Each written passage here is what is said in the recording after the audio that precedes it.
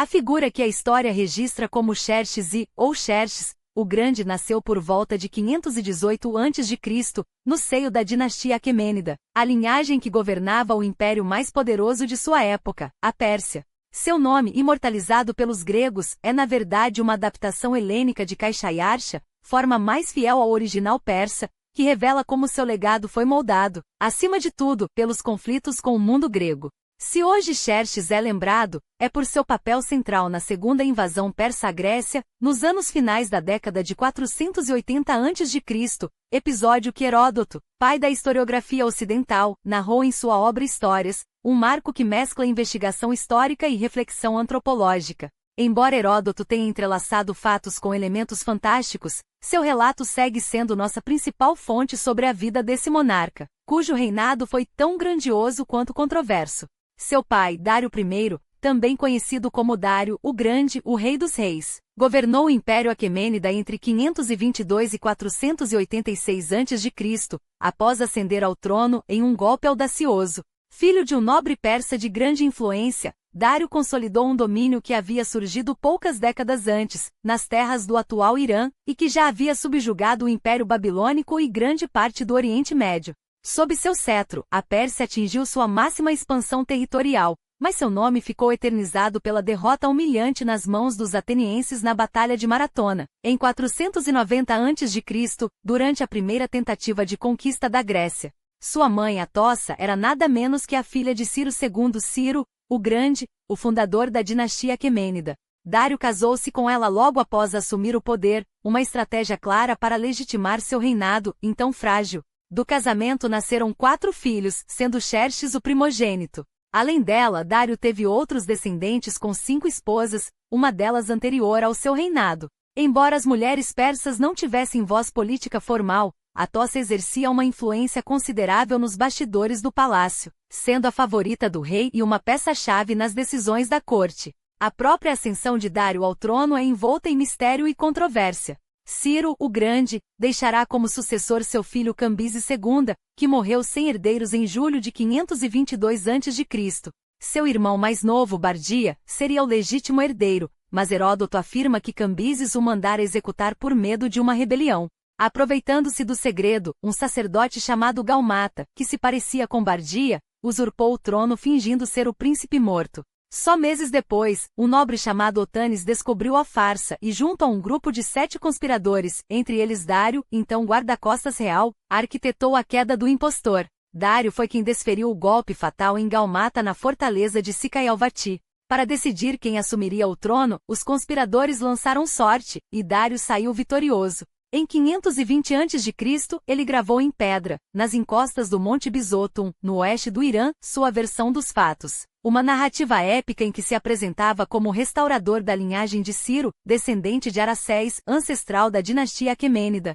e como o herói que esmagara 9 reis rebeldes em um único ano, sendo Galmata o primeiro. No entanto, historiadores persas e clássicos questionam essa versão, vendo nela uma manobra propagandística para encobrir o assassinato do verdadeiro Bardia e a usurpação do poder. Pouco se sabe sobre os primeiros anos de Xerxes antes de sua coroação, aos 32 anos, em 486 a.C. O historiador britânico Richard Stoneman, em sua biografia sobre o monarca, recorreu à obra Ciropédia de Xenofonte, um general e escritor ateniense do século IV a.C., que, embora seja uma biografia semificcional de Ciro, o Grande, oferece pistas sobre a educação da nobreza persa.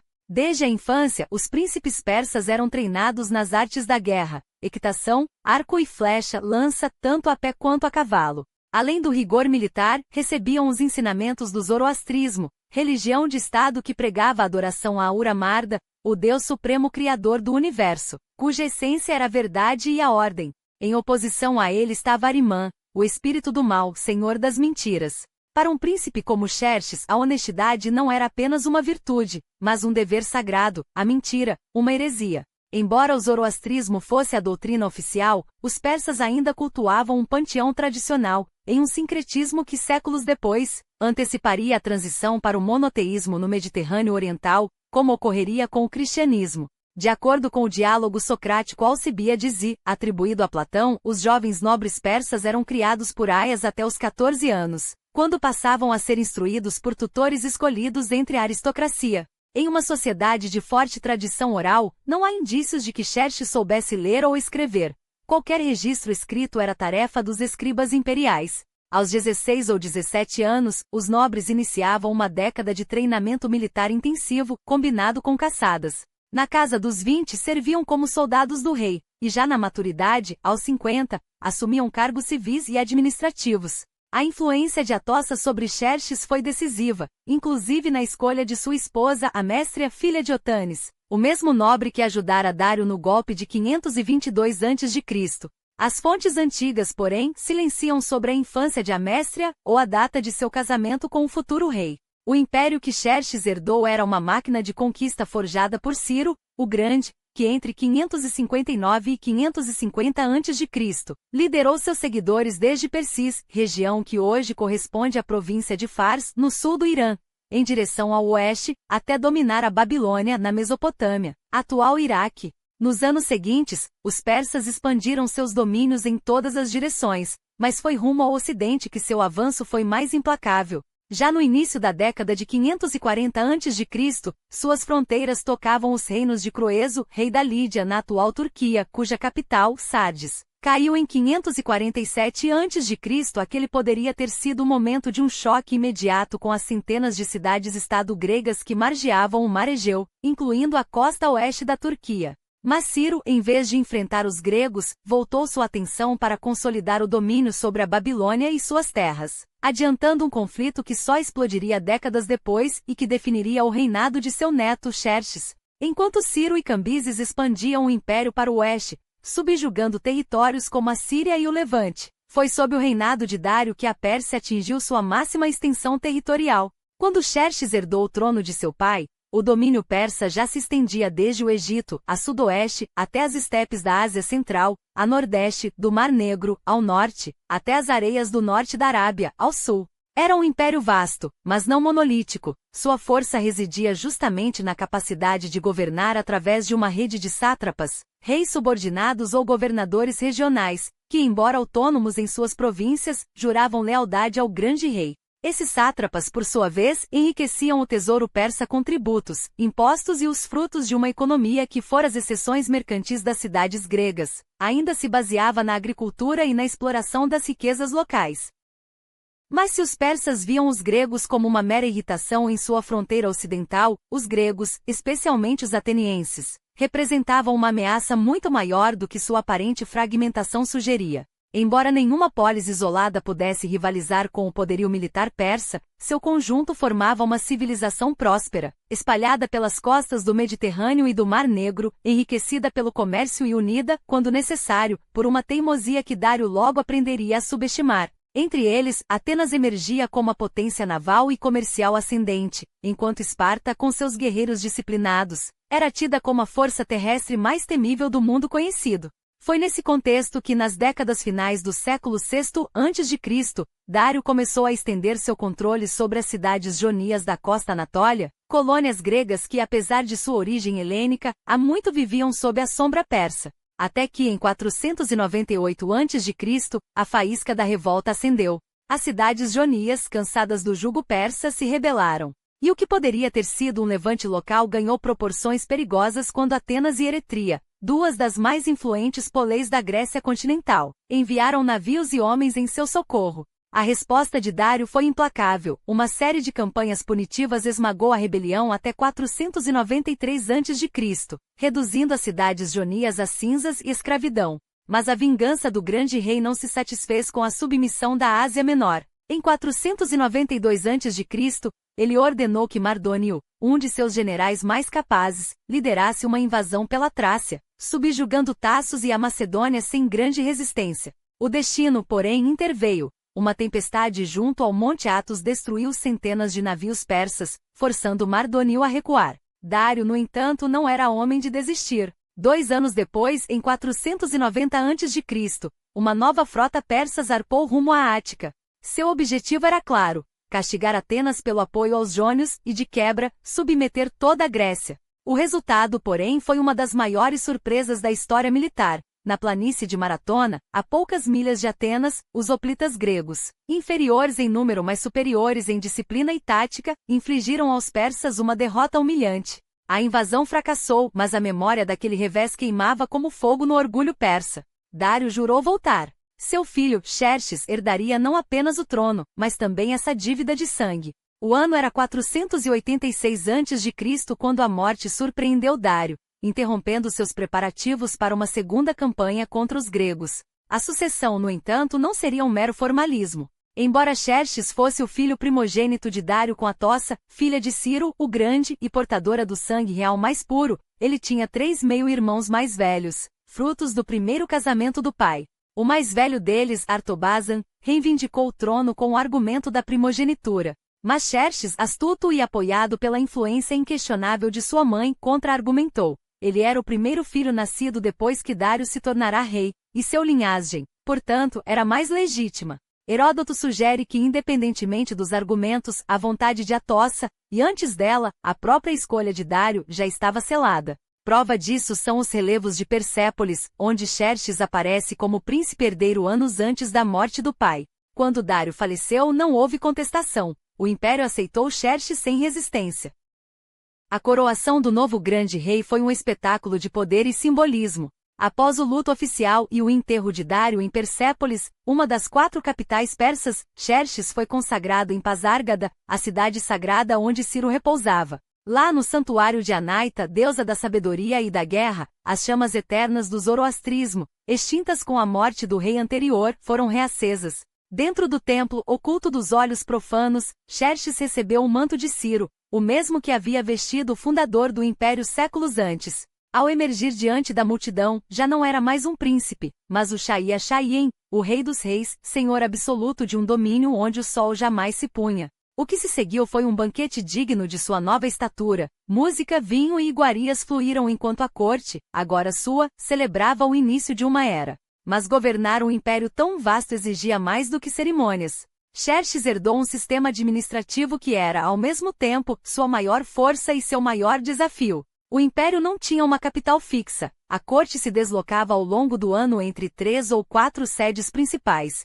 Ecbátana, a antiga capital dos Medos, onde o rei passava os verões. Susa, o centro do poder no inverno. Persépolis, palcos das grandes festividades. E, ocasionalmente, a própria Babilônia. Uma rede de estradas reais, como a famosa Estrada Persa, que ligava Sardes a Susa em apenas 3 meses de viagem, garantia que as ordens do grande rei chegassem aos confins do império com velocidade impressionante. Para manter esse colosso unido, Xerxes dependia de uma burocracia formidável. Cerca de 15.000 funcionários acompanhavam a corte em seus deslocamentos, enquanto um conselho de 7 nobres, muitos deles parentes próximos, assessorava o rei nas decisões mais cruciais.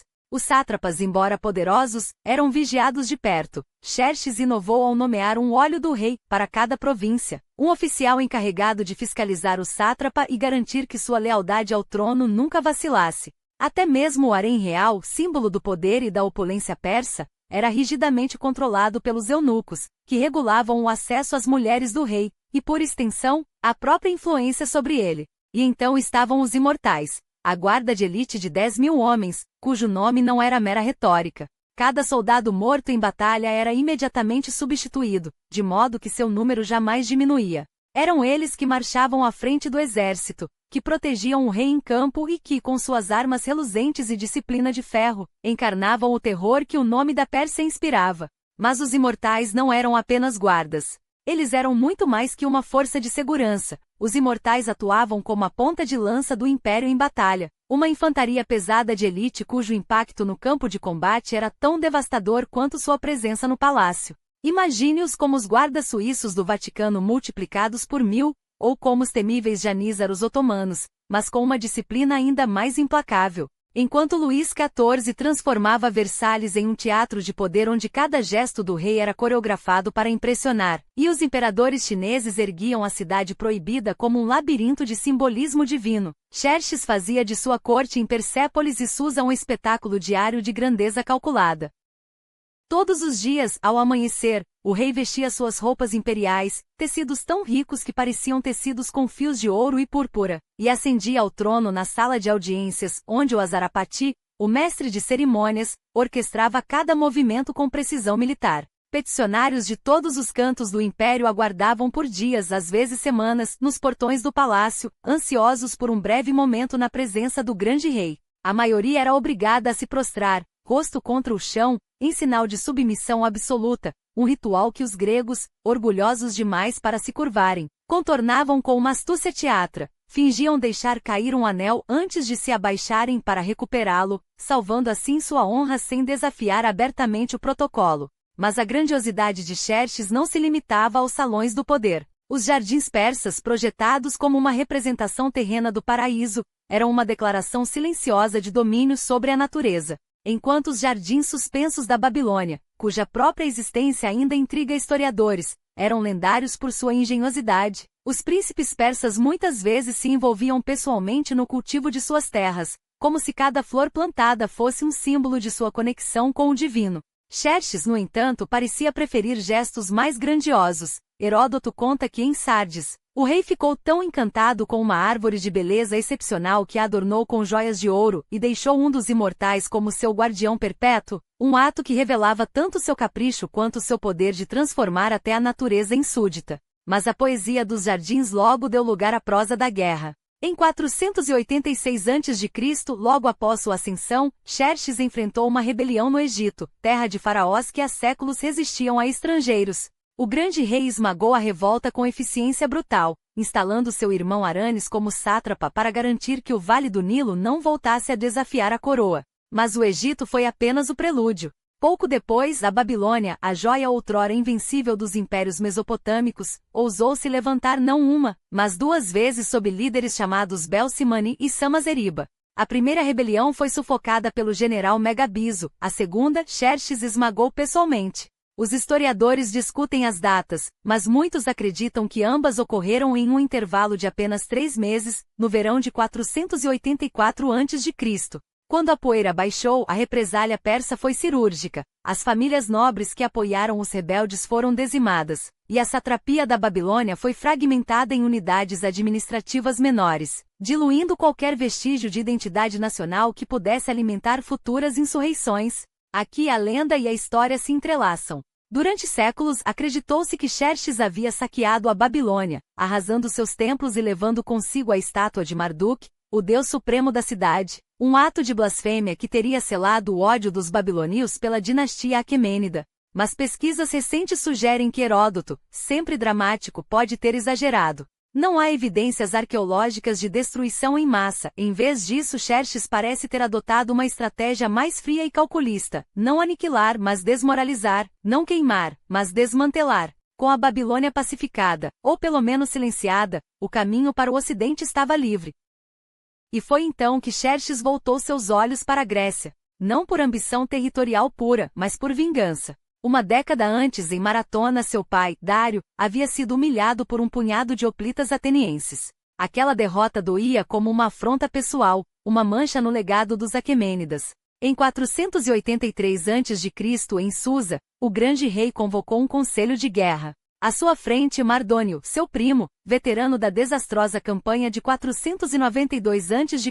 e sonhador com o título de sátrapa da Grécia conquistada, argumentou com paixão: os gregos eram amadores, lutavam apenas em campo aberto, e sua inferioridade numérica os tornava presas fáceis. Eles não conhecem o medo que nosso nome inspira, teria dito, ignorando convenientemente o desastre de Maratona. Mas nem todos na sala compartilhavam seu entusiasmo. Artabano, tio de Xerxes e voz da prudência, advertiu: a frota grega cortaria suas linhas de suprimento, e o mar Egeu se tornaria uma armadilha. O grande rei, inicialmente furioso com a sugestão de que poderia falhar, hesitou, até que os deuses, ou seu subconsciente, intervieram. Sonhos recorrentes que Xerxes interpretou como um mandato divino, o convenceram de que a invasão era seu destino. Até mesmo Demarato, o ex-rei espartano exilado em sua corte, parece ter tido um papel nesse teatro de sombras. Enquanto fingia alertar sua pátria sobre a tempestade que se aproximava, sua mensagem secreta pode ter sido, na verdade, uma tentativa de intimidar Esparta à submissão sem luta. Xerxes não queria surpreender a Grécia. Ele queria esmagá-la com um espetáculo de força tão avassalador que a resistência parece absurda. Por 2 anos, o império se preparou como uma máquina de guerra bem oleada. Pontes foram lançadas sobre rios na Trácia para que seu exército marchasse sem obstáculos. Um canal foi cavado através do istmo do Monte Athos, evitando o destino da frota de Mardônio, destruída por tempestades em 492 a.C. Quando a primavera de 480 a.C. chegou, o grande rei deixou Susa à frente de um êxito que os gregos, sempre propensos ao exagero, juraram ser de milhões. Estimativas modernas reduzem esse número para algo entre 150.000 e 200.000 homens, mas mesmo assim, era uma força sem precedentes para a época. Um mosaico de nações sob uma única bandeira. Líbios de pele escura marchavam ao lado de índios de turbantes coloridos. Gregos jônios, súditos do império, carregavam suas armas ao lado de medos e persas. Cada contingente trajava suas vestes tradicionais, falava sua língua, mas todos se curvavam ao mesmo senhor. Era a encarnação viva da propaganda de Xerxes. Ele não era apenas rei dos persas, mas rei do mundo, como seus títulos proclamavam. No coração desse exército estavam os persas e os medos, a elite da elite, e acima deles os imortais, agora sob o comando de Darnes, um nobre cuja família havia ajudado Dário a tomar o trono décadas antes. No mar, a frota persa, com seus 1.200 triremes, navios de guerra ágeis, movidos por 3 fileiras de remadores, era comandada por Ariabignes, meio-irmão mais velho de Xerxes, enquanto Mardônio assumia o controle supremo das forças terrestres. Entre os aliados mais notáveis estava Artemísia, rainha de Cária, uma líder tão astuta quanto implacável. Heródoto, que a admirava apesar de ser sua inimiga, conta que ela governava Alicarnasso e suas ilhas com mão de ferro, comandando pessoalmente 5 navios na campanha. Sua presença era um lembrete incômodo para os gregos. Muitos de seus compatriotas, seja por ambição, medo ou simples realismo, haviam escolhido lutar ao lado de Xerxes. De fato, quando a invasão começou, é provável que mais gregos estivessem nas fileiras persas do que defendendo as Termópilas ou Salamina. A narrativa de Heródoto, que pintava o conflito como uma batalha entre a liberdade grega e a tirania persa, esconde uma verdade inconveniente. Para muitos, a escolha não era entre liberdade e escravidão, mas entre 2 senhores. E naquele momento Xerxes parecia invencível. A consciência da ameaça persa não passou despercebida. No verão de 481 a.C., sob o calor sufocante que antecedia a tempestade, representantes das principais poleis gregas reuniram-se no Istmo de Corinto. Não era um encontro de aliados unidos por ideais comuns, mas uma aliança forjada pela urgência. 31 cidades-estado, metade delas ligadas a Esparta pela antiga Liga do Peloponeso, juraram resistir ao avanço de Xerxes. Mas a unidade era frágil. Tebas e Argos, potências de peso, preferiam negociar com os persas, afinal, por que enfrentar um império quando se podia extrair vantagens de sua sombra? Porém Atenas e Esparta, cada uma por suas próprias razões, recusava-se a curvar-se. Para os espartanos a honra era inseparável da guerra, para os atenienses, a liberdade não tinha preço. E ambos, contra todas as probabilidades, acreditavam que o colosso persa podia ser derrubado. À frente dos lacedemônios estavam seus 2 reis, Leutíquidas, astuto e calculista, e Leônidas, cujo nome já pressagiava o destino que o aguardava. Em Atenas, Temístocles emergia como a mente estratégica que moldaria o curso da guerra. Enquanto isso, do outro lado do Egeu, Xerxes deixava Sardes em direção a um passado mítico. Dizem que parou em Troia, onde ouviu ecoar as lendas da guerra que opôs gregos e troianos séculos antes. Heródoto, mestre da narrativa, não resistiu a tecer esse paralelo. Outra vez, a Europa enfrentava a Ásia, outra vez, heróis se ergueriam contra um império. Mas a verdade era mais prosaica. O rei persa não precisava de mitos para justificar sua marcha. Seu exército era lenda. Os preparativos, porém, não correram sem percalços. As pontes de barco sobre o Helesponto, construídas meses antes para ligar a Ásia à Europa, ruíram sob a fúria de uma tempestade. A reação de Xerxes não foi de um homem que aceita a derrota dos elementos. Ordenou que o mar fosse açoitado com 300 chibatadas, como se as ondas fossem súditos rebeldes. Os gregos zombaram, mas para os persas, o rei não era apenas soberano dos homens, mas senhor da terra, da água e do céu. Punir o Helesponto era reafirmar que nem mesmo a natureza escapava à sua vontade. Enquanto os engenheiros reconstruíam as passagens, Xerxes distraía suas tropas com jogos e competições, observando tudo de uma colina como um deus olímpico avaliando seus mortais. Finalmente, o exército cruzou para a Trácia. Em Darcus, às portas da Grécia, Xerxes fez a última inspeção de suas forças antes de ordenar a marcha para o sul. O caminho não seria fácil. Embora tivessem preparado rotas de suprimento pelo norte, as estradas que levavam à Grécia Central eram precárias, e o avanço deliberadamente lento. Não por incompetência, mas por estratégia. Cada passo arrastado era um aviso às cidades gregas hesitantes. Submetam-se agora, e pouparei vocês do fogo. Muitas de fato curvaram-se sem lutar. Enquanto isso, os líderes da coalizão grega debatiam seu próximo movimento. Os aliados de Esparta queriam recuar para o istmo de Corinto, transformando o Peloponeso em uma fortaleza intransponível. Atenas, porém, insistia em uma linha de defesa muito mais ao norte. O compromisso veio dos Tesálicos, enviar 10.000 homens para o desfiladeiro de Tempe, a porta de entrada entre a Macedônia e a Grécia Central. Mas ao chegarem, os comandantes descobriram que o terreno podia ser contornado. A retirada foi imediata e os Tesálicos, abandonados à própria sorte, renderam-se a Xerxes sem resistir. Agosto avançava e o cenário parecia desolador. Os gregos, divididos e distraídos por seus próprios rituais, mal conseguiam se organizar. Em Olímpia, os jogos sagrados prosseguiam como se a guerra fosse um detalhe menor. Em Esparta, a carneia e festival em honra a Apolo paralisava até os mais belicosos. Mas um oráculo de Delfos ressoava como um aviso: Esparta cairá, a não ser que um de seus reis morra em batalha. Leônidas não hesitou. Com apenas 3.000 homens, entre eles 300 espartanos de elite, partiu para as Termópilas, o estreito desfiladeiro onde as montanhas beijavam o mar. Não ia para vencer. Ia para sangrar o inimigo, para ganhar tempo, para provar que até um gigante podia ser ferido. Ao chegar, reforçou sua posição com aliados recolhidos pelo caminho: tebanos, tespianos, fuceus.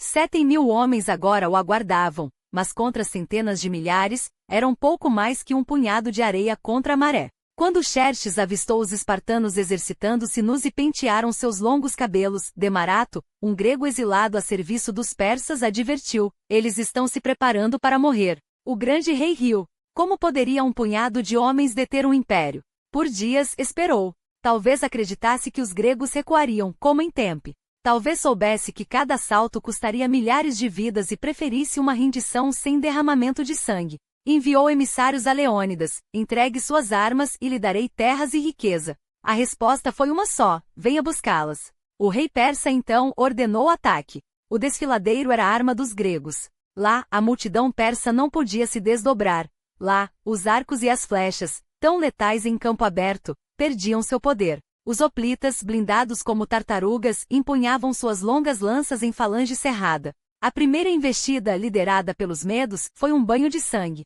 As flechas escureceram o céu, mas os espartanos não vacilaram. Quando os persas avançaram, foram repelidos com perdas brutais. Xerxes, furioso, lançou onda após onda de seus soldados, cada contingente mais determinado que o anterior, cada um esmagado contra o muro de bronze grego. Leônidas, mestre da guerra psicológica, ordenava retiros fingidos, atraindo os persas para armadilhas no estreito corredor. Os imortais, a elite do exército persa, foram chamados à linha de frente. Mesmo eles, porém, esbarraram na disciplina espartana. O sol se punha sobre as Termópilas, e o grande rei começava a entender uma verdade amarga: aquele não seria um triunfo fácil. Seria uma carnificina. E pela primeira vez, a sombra da dúvida pairou sobre o homem que acreditava dominar até os deuses. 2 dias de combate ininterrupto e o orgulho persa sangrava diante dos muros de carne e bronze que Leônidas erguera. Os imortais exaustos, mal conseguiam avançar um passo sem que a terra se tingisse com o vermelho de seus próprios homens. Foi então que a traição, como um punhal nas costas, ofereceu a Xerxes a chance que suas legiões não haviam conquistado. Um pastor local, seduzido pelo ouro ou pelo medo, sussurrou ao grande rei o segredo que mudaria o destino da batalha. Uma trilha estreita, escondida entre as rochas, que serpenteava pelas montanhas como uma cicatriz na pele da terra. Um caminho que, se percorrido à noite, levaria os persas direto às costas dos gregos.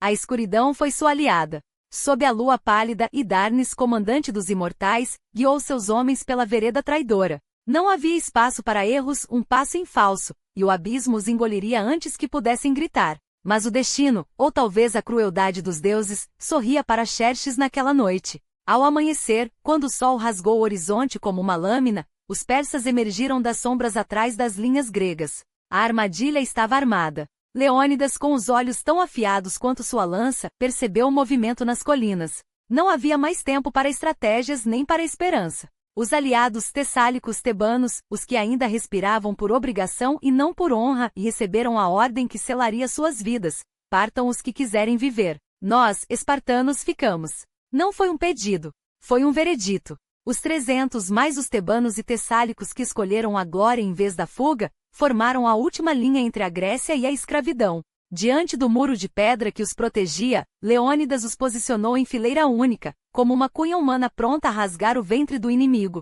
Quando os persas desceram em onda, não encontraram homens, encontraram demônios. Cada golpe de espada, cada lança cravada, era um grito de desafio aos deuses que permitiram que um traidor os conduzisse àquela armadilha. Heródoto registraria depois que 20.000 persas caíram naquele amanhecer ensanguentado, seus corpos empilhados como lenha para a pira funesta que ardia nos olhos de Xerxes. Mas até os heróis sangram. Um a um os espartanos tombaram, até que só restou o rei, de pé sobre uma montanha de cadáveres, sua armadura rasgada, o escudo partido, mas a cabeça erguida. Quando uma chuva de flechas finalmente o derrubou, o grande rei não soube conter a fúria que queimava em suas veias. O corpo de Leônidas foi profanado. Sua cabeça decepada foi erguida em uma estaca como troféu macabro, um gesto que nem mesmo os persas, acostumados à guerra, consideravam digno. Xerxes, o senhor de 1000 nações, havia se rebaixado à vingança de um homem ferido no orgulho. As Termópilas caíram, mas o preço havia sido tão alto que a vitória tinha gosto de cinzas.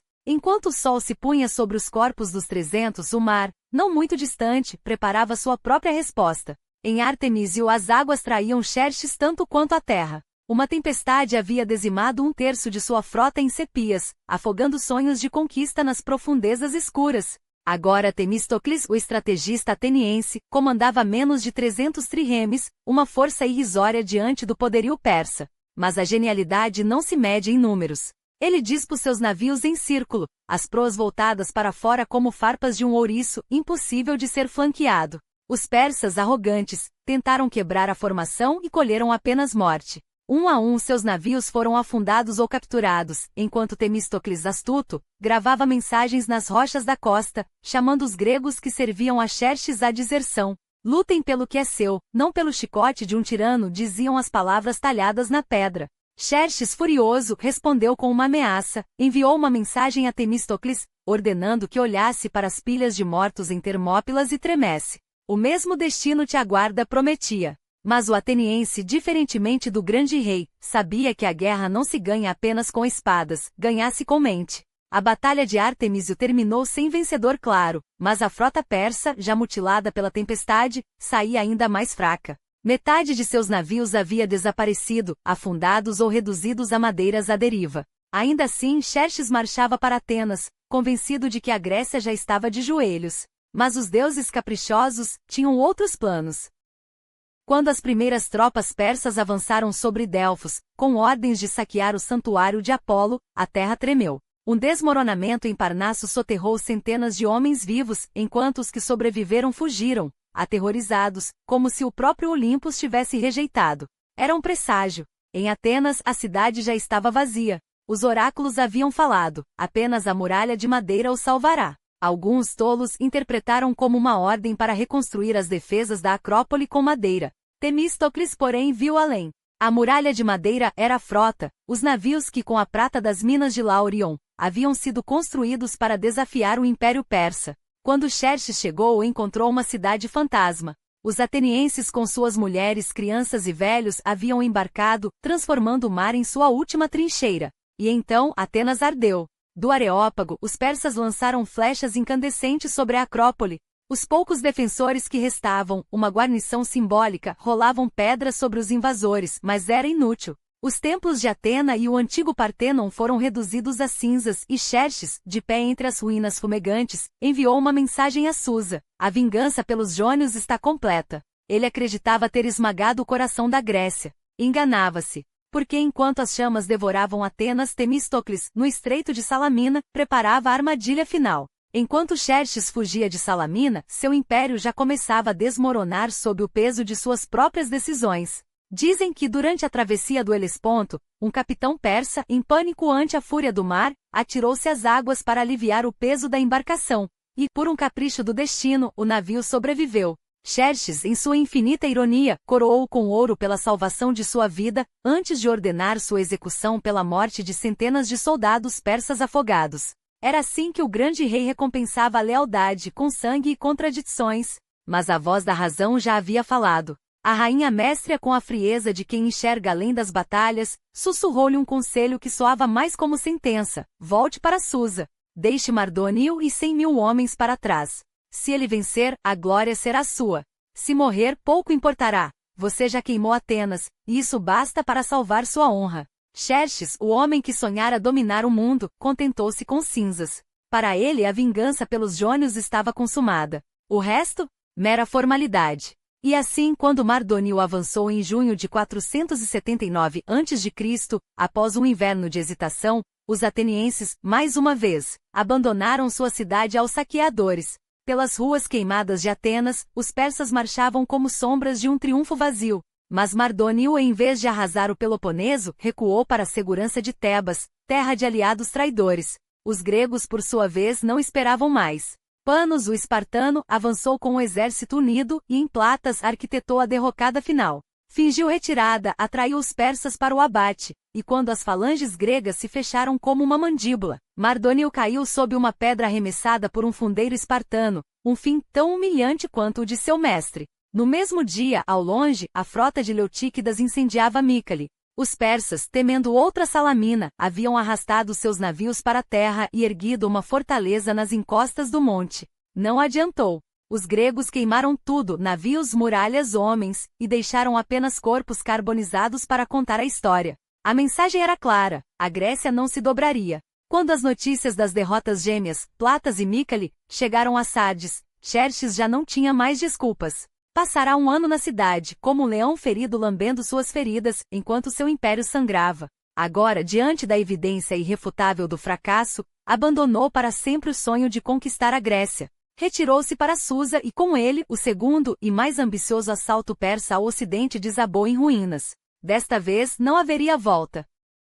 Os 20 anos seguintes foram de vingança grega. Raids implacáveis na Ásia Menor, cidades arrebatadas, o fogo levado até os portões do próprio Xerxes. Os poetas cantaram a vitória como um milagre. Tópios e Sulis tornaram-se símbolos da superioridade helênica sobre o déspota oriental, cujo nome agora se pronunciava com desdém. Até Ésquilo em Os Persas pintou o retorno dos soldados derrotados a Susa. Farrapos, vergonha, o eco de um império que se imaginara eterno. Alguns eruditos, é verdade, murmuram que pode ter havido, em algum canto dos arquivos persas, uma versão diferente da história, uma narrativa onde Xerxes, ao saquear Atenas, teria cumprido sua missão de vingança por Sardes. Mas isso é autoengano. Seu objetivo nunca fora apenas queimar uma cidade, era esmagar a Grécia, reduzir seus homens a servos, seus deuses a cinzas. E nesse quesito falhou, espetacularmente. Após 479 a.C., Xerxes desapareceu das crônicas gregas como se nunca tivesse existido. Heródoto e os demais silenciaram sobre seus últimos 15 anos de reinado, como se o grande rei tivesse se tornado um fantasma de si mesmo. Mas as pedras de Persépolis contam outra história. Lá, longe das batalhas perdidas, ele se refugiou na única guerra que ainda podia vencer, a contra a memória de seu pai. Dário, o Grande, havia sonhado com uma capital que ofuscasse o mundo. Xerxes herdou esse sonho, andou além. Persépolis, ainda jovem quando ele subiu ao trono, tornou-se seu campo de batalha pessoal, onde Dário erguera a escadaria monumental e a Padana, sala de audiências capaz de abrigar 10.000 almas. Xerxes bloqueou a entrada sul do pai e, em seu lugar, ergueu um portal ao noroeste, ladeado por touros alados, como se a própria terra se curvasse a seu poder. Eu, Xerxes, o grande rei, pela graça de Aura Marda, completei o que meu pai iniciou, e superei-o, proclamavam as inscrições nos degraus que levavam ao trono. Ali em baixo relevo, procissões de deuses e tributários desfilavam, carregando as riquezas de um império que no papel, ainda era invencível. No centro, o rei entronizado. Seria Dário, com Xerxes ao seu lado como príncipe herdeiro? Ou o próprio Xerxes, usurpando até a imagem paterna? Ninguém sabe. E talvez seja esse o ponto. A sala das 100 colunas, vastidão de 70 metros quadrados, ficou inacabada em seu reinado, um monumento à sua pressa, à sua ganância por grandiosidade. O palácio de Dário, com seus afrescos do velho rei e do jovem Xerxes, foi ofuscado pelo novo complexo real, 2 vezes maior, coberto de inscrições que gritavam seu nome. Até o harém, se é que esse termo se aplica a um espaço onde as rainhas persas circulavam com dignidade, não como cativas, foi reimaginado, com o rei retratado ao lado de um eunuco, símbolo de um poder que mesmo nos recônditos do palácio não abria mão do controle. Xerxes construía não apenas paredes, mas uma lenda, a de que ele, e não Dário, era o verdadeiro arquiteto da glória persa. Cada coluna, cada relevo, cada inscrição era um golpe contra a sombra do pai. E no entanto, enquanto erguia Persépolis como monumento à sua grandeza, a Grécia, livre e triunfante, já o havia esquecido. O homem que queimara Atenas tornou-se para eles nada mais que uma nota de rodapé na história. A ironia? Ele próprio a esculpiu em pedra. Os números exagerados, 360 concubines, uma para cada dia do ano, são invenções gregas, não fatos históricos. A lenda nasceu da necessidade de pintar os reis persas como tiranos devassos, mais ocupados com os prazeres da carne do que com os destinos de um império. Mas a verdade é que Xerxes não precisava de mitos para provar seu poder. Basta olhar para o tesouro de Persépolis, um colosso de 120 por 60 metros, erguido no canto sudeste da cidade, onde se acumulavam não apenas riquezas, mas os arquivos reais e os tributos dos povos conquistados. Dário o iniciou, Xerxes o transformou, abrindo uma nova entrada a leste, como se quisesse marcar sua própria passagem pela história. E no coração da cidade, um enigma de pedra, um edifício sem nome definido chamado de Palácio Central, Sala do Conselho, ou até Portão Triplo. Sua função? Perdida no tempo. Talvez uma porta monumental entre os grandes complexos, talvez o local onde o rei recebia seus generais e sátrapas. Xerxes começou a obra, Artaxerxes a terminou, mas foi o rosto de Xerxes que dominou todas as 4 portas, um lembrete eterno de quem havia sonhado aquela grandeza. Mas para que servia Persépolis? Os gregos mal a mencionam até o século IV a.C., como se fosse um detalhe sem importância. O arqueólogo iraniano Shiraz Hasmoul argumenta que era um centro religioso, dado o número de inscrições a Ahura Mazda. Outros veem nela uma fortaleza administrativa, um cofre do império. Richard Stoneman e outros estudiosos sugerem que era uma das capitais itinerantes do rei, mas com um propósito sagrado, ligada à Pasarga da terra de Ciro, e ao coração simbólico da Pérsia. Lord Curzon, o futuro vice-rei da Índia, que percorreu aquelas ruínas ainda jovem, imaginou o rei passando a primavera em Persépolis, recebendo tributos e oficiando rituais, talvez o Novruz, o Ano Novo Persa, quando o mundo se renovava sob seu cetro. Seja como for, foi em Persépolis que Xerxes deixou sua marca mais duradoura. Aqueles palácios resistiram até 330 a.C., quando Alexandre, o Macedônio, o seduziu às cinzas em vingança tardia pela queima de Atenas, 1 século e meio antes.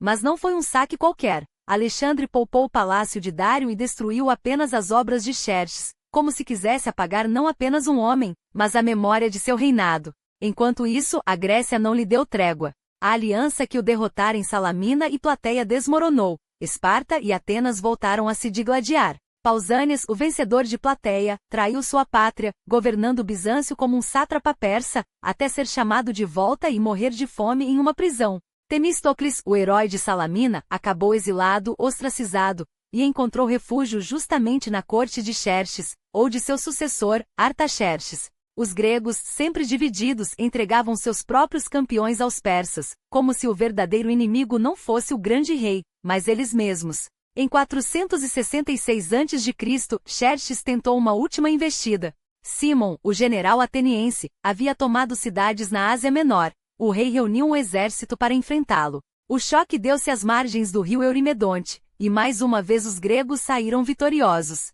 Foi sua derradeira campanha. Menos de um ano depois, em agosto de 465 a.C., Xerxes foi assassinado em seu leito, aos 53 anos. A história oficial culpa Artabano, um poderoso cortesão, que teria convencido Artaxerxes de que seu irmão mais velho, Dário, tramava contra o pai. O príncipe enraivecido matou o irmão, só para descobrir, tarde demais, que fora manipulado. Artaxerxes então eliminou Artabano, mas uma tabuleta babilônica sugere que o novo rei pode ter orquestrado tudo, usando o cortesão como bode expiatório. Heródoto, sempre dramático, acrescenta outro detalhe: Xerxes teria se envolvido com Artante, esposa de Dário, sua própria nora. Se a relação durará anos, tanto a rainha Méstria quanto o príncipe traído teriam motivos para desejar sua morte. Assim terminou o reinado de Xerxes, não em batalha, mas em traição, com sua própria família tecendo a trama que o derrubou. Artaxerxes governaria por 40 anos, em uma era de estabilidade relativa, embora o império continuasse a perder territórios nas fronteiras.